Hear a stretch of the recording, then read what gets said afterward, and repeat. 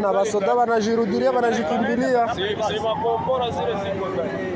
Makaratiti zinarudia kabisa. Ni matata. Basoda wanarudia hao. Sasa she tutafaa nini? Huku mingi ni matata kabisa. Gouvernement najikimbilia sasa she population nije. Mungu tusaidie vraiment. U Rwanda rwemereye ingabo z'umuryango wa SADC zari zaroherejwe mu ntara ya Kivu y'Amajyaruguru kurwanya umutwe wa 23 kuzaca ku butaka bwarwo zitaha. Mu Kuboza 2023 nibwo SADC yohereje ziriya ngabo muri Kongo Kinshasa kugira ngo zifashe ingabo za kino gihugu mu ntambara zihanganyemo n'inyeshyamba zo mu mutwe wa 23. Kuva mu mpera za Mutarama uyu mwaka ziriya ngabo ziri mu butumwa buzwi nka Samidiarasi zahize mu mujyi wa Goma ndetse no mu gace ka Mubambiro nyuma y'uko ihuro ry'ingabo za leta ya Kongo zarimo yari rumaze gutsindwa na M23. M23 heruka gusaba ingabo za SADC ziri igoma kwava mu maguru mashya nyuma y'uko zishinja kugira uruhare mu bitero ihuro ry'ingabo za leta Kinshasa ryagabye igoma kwa 11 z'uku kwezi uyu mwaka. Izi ngabo zashinjwe kugira uruhare muri biriya bitero mu gihe umuryango wa SADC wamaze gusesa ubutumwa wari wagiyemo muri Kongo kugarura amahoro no kurwanya uyu mutwe. Bijyanye no kugaba gucyura ziriya ngabo hifashishijwe inzira y'ikirere bitapfa gushoboka kubera ko ikibuga cy'indege cya Goma cyangiritse bitewe n'iyi ntambara barwanyemo na M23. Byitezwe yuko zigomba guca ku butaka bw'u Rwanda rero zitaha.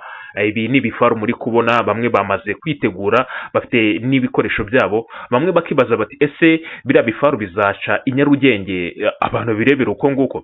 Diru bisa nkaho yamaze kumvikana cyangwa byemeranyijweho kuko amakuru hari avuga ko SADC imaze iminsi mu biganiro na leta y'u Rwanda ndetse u Rwanda rukaba rwemeye guhinzira ingabo izi za SADC cyangwa za Malawi, South Africa ndetse na Tanzania zigomba kwifashishwa. Inzira y'ibiganiro rero by'abadiplomate batatu bafite amakuru kuri biriya biganiro babyemereye ibiro ntaramakuru leta z'ibyabongereza.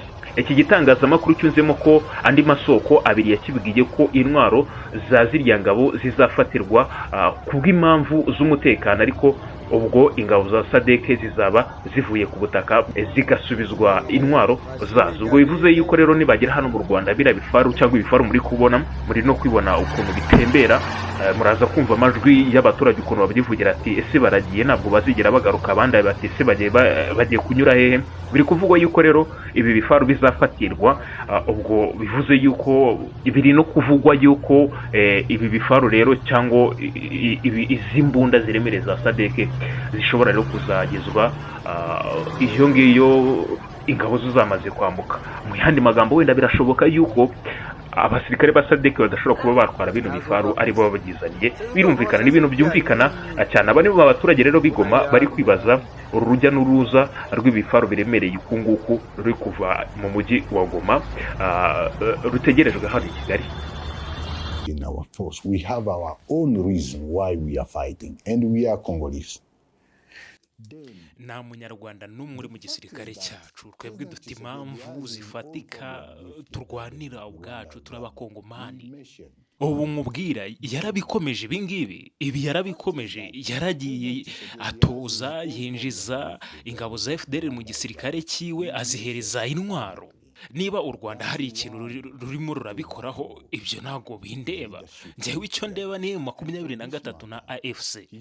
Twebwe tureba ibyacu nk'abakongomani, nta kintu na kimwe tuzi kubyerekeye u Rwanda habe na kimwe. Umunyamakuru aramubaza ati ese waba wizera yuko igisubizo cy'amahoro cyaba ari igisubizo kirambye muri ibyo ngibyo, inzira y'amahoro? Atararangiza Colonel Nanga ahita amuca mu ijambo, aramusubiza ati birashoboka cyane, iyo ni inzira ishoboka ariko ndende.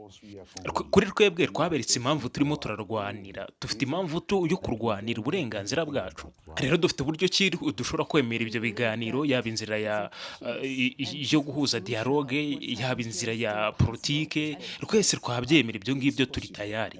Ariko uriya mugabo w'Ikishasa bita Tshisekedi w'umunyagitugu, yavuze yuko atazigera habe namba, atazigera yemera kwicara ku meza ngo aganire natwe 23. Ibyo yarabyivugiye ngo bisobanuye yuko tugiye kurwana.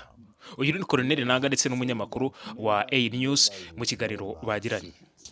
Negotiation we've had, so we are going to fight. Ambasaderi w'u Rwanda wungirije mu muryango w'abibumbye Loni Robert Kayinamura yeretse akanama ka Loni ibitiza imbaraga umutwe w'iterabwoba wa FDLR uteza umutekano muke mu karere n'ingamba zafasha mu kuyihashya.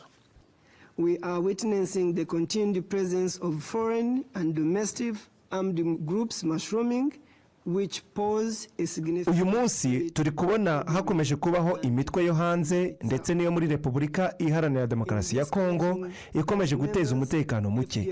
Iyo mitwe ifite aho ihuriye na FDLR yo ubwayo ikomeje kuba ikibazo muri aka karere. Cyane ko kuva mu mwaka wa 2023 hamaze gufatwa imyanzuro isaga 20 igamije kurandura uyu mutwe.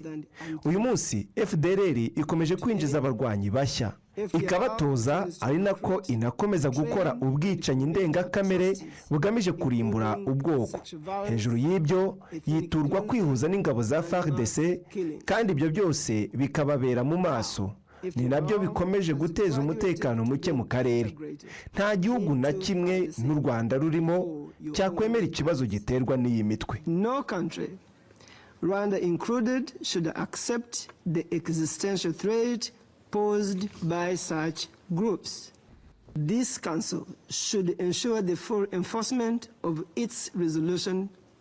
Akanama gakwiye kwemera ishyirwa mu bikorwa ry'imyanzuro yafashwe hatabayemo gutoranya, hakabazwa abo bose bashyigikiye ndetse banafatanya na FDLR.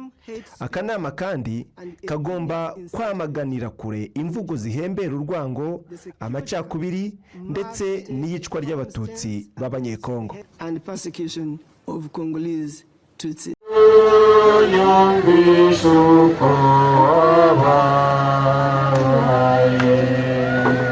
Kuri uyu wa gatanu hirya no hino ku isi abakristo bizihiza uwa gatanu mutagatifu, umunsi wibukwa nk'igihe Yesu Kristo umucunguzi w'abakristo yapfiriye ku musaraba kugira ngo akize abantu ibyaha byabo. Abanyabutare rero biri kugaragara mu mashusho bafata Yesu bamutambagirana ahangana guhera hano kuri mizi hamwe winjirira mu mujyi wa Huye. Bamuzamukana rero abantu bamwe na bamwe nabonye bavuga ati abana b'Abafarisayo bari gukubita Yesu, abapadiri bakaba bari kurebera. Nyaboneka ibi babikoze kugira ngo batwibutse, batwereke ishusho y'ukuntu kera byari bimeze muri uko kwibuka. Ubwo rero usibye n'aba banyabutare cyangwa abanyarwanda, reka mbivuge gutyo muri rusange, iyi ni Kiliziya Gatolika ya hano i Butare, n'abagande i Kampala baje ko bafata Yesu bamutambagiza mu mujyi wa Kampala. Abantu benshi nabo bimeze genda kumera nk'uko amashusho murayabona. Munyemerere gatoya, ntabwo ushaka kuba nabatindira, tumenye inkomoko na byinshi kuri uyu wa gatanu mutagatifu, umunsi abakristo bibuka urupfu rwa Yesu ku musaraba. Tumenye inkomoko yawo, noneho dusobanukirwe neza.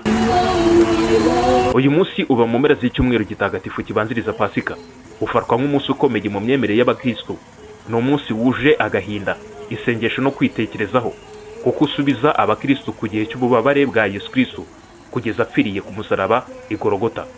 Inkomoko n'akamaro k'uyu munsi, abahanga mu by'amateka y'Iyobokamana bavuga ko wa gatanu mutagatifu watangiye kwizihizwa mu buryo bugaragara kuva mu kinyejana cya 4, igihe abakristo bageragezaga kwibuka ibihe bikomeye mu buzima bwa Yesu.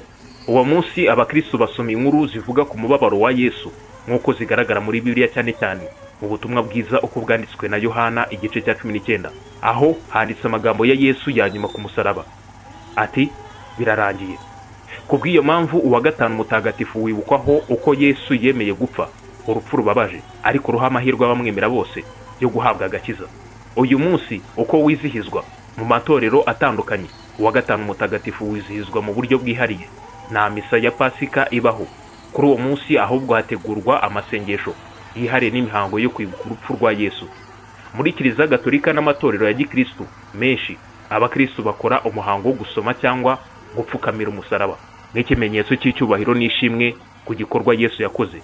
Ni umunsi usanzwe ufatwa nk'ubusabane n'ubwigunge aho abantu benshi basiba kurya cyangwa bagakora kwiyiriza nk'ikimenyetso cyo kwifatanya n'ibyabaye. Uyu munsi ushimangira cyane urukundo rw'Imana n'igitambo cyayo. Yesu ntiyapfuye ku gahato, ahubwo yitanze ku bushake kugira ngo abantu babone ubuzima bushya. Ubutumwa nyamukuru bwo kuwa gatanu mutagatifu ko abantu bose bahamagariwe kwemera no gukurikira urugendo rwa Yesu mu rukundo, kwicisha bugufi no kubabarira. Uwa gatanu mutagatifu ni kimwe mu by'igiciro by'ingenzi by'icyumweru kitagatifu. Kuwa kane habaho ifunguro rya nyuma. Kuwa gatanu hakibukwa urupfu rwa Yesu, naho ku cyumweru abizera bizihiza izuka rye.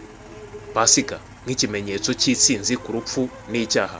Uyu munsi uributsa isi ku rukundo rusumba byose, kandi ko umuntu wese wemera agakiza ka Yesu Kristo ashobora kubabarirwa ibyaha bye agahabwa ubuzima bushya. Naho polisi y'u Rwanda yasobanuye uko abashoferi bazahabwa amanota y'uko bitwara mu muhanda agabanuke cyangwa yiyongere. Igihe cyo kwishyura amande yo mu muhanda nicyo guteza cyamunara. Ibinyabiziga byafatiwe mu makosa ikoranabuhanga mu muhanda rizarushaho kwifashishwa mu rwego rwo kugabanya amarangamutima.